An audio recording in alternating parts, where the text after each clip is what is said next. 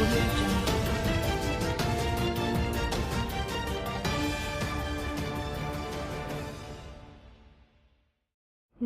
સ્વાગત છે આપનું ચરોતર ઉદય ન્યૂઝ ગુજરાતીમાં। પેટલાદ તાલુકાના દંતાલી ગામમાં આવેલ સ્વામી સચ્ચિદાનંદ મહારાજના આશ્રમ થકી ચાલતા સચ્ચિદાનંદ સમાજ ટ્રસ્ટનું અવિરત કાર્ય।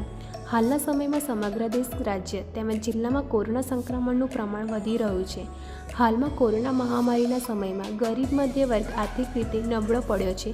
કોરોના કહેર આવવાથી દેશમાં બેરોજગારીનું પ્રમાણ પણ વધ્યું છે। કોરોના કાળમાં જિલ્લાની વિવિધ સેવાભાવી સંસ્થાઓ દ્વારા ગરીબોને સેવા આપવામાં આવતી હતી, જ્યારે સ્વામી સચ્ચિદાનંદ મહારાજના આશ્રમની સેવાભાવી સંસ્થા દ્વારા કોરોના મહામારીના સમયથી આજ દિન સુધી ગરીબ મધ્ય વર્ગ તથા જરૂરિયાતમંદોને લગભગ 10,000થી વધુ અનાજની કીટનું વિતરણ કરવામાં આવ્યું છે અને આજે પણ 2200 અનાજની કીટનું વિતરણ કરાયું છે। અનાજની કીટમાં દૈનિક જરૂરિયાતની વસ્તુઓ જેવી કે ચોખા, દાળ, તેલ, મોરસ, ચા, નાવાનું સાબુ, પાવડર સહિતની ચીજો વસ્તુઓ આ કીટમાં આપવામાં આવી રહી છે, તેમજ અનાજ દળાવવાના પૈસા પણ જરૂરિયાતમંદોને આપવામાં આવી રહ્યા છે।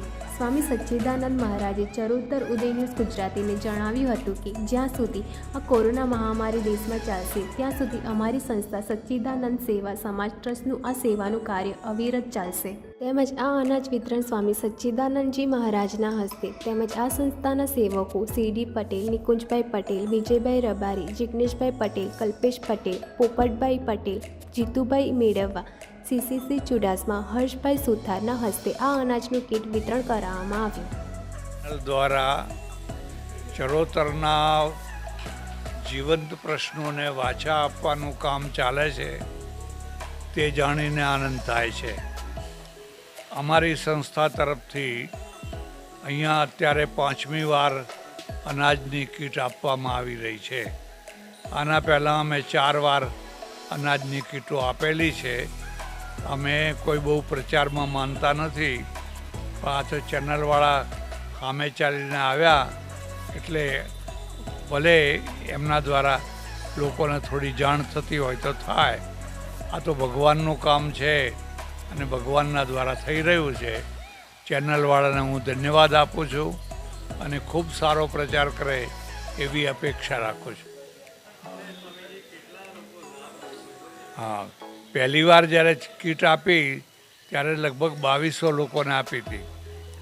પછી જે કીટ આપી એ 1250 લોકોને, પછી 1200 લોકોને, પછી 1200 લોકોને અને આજે પણ 1200 લોકો 1250 લોકોને કીટ આપવાની છે।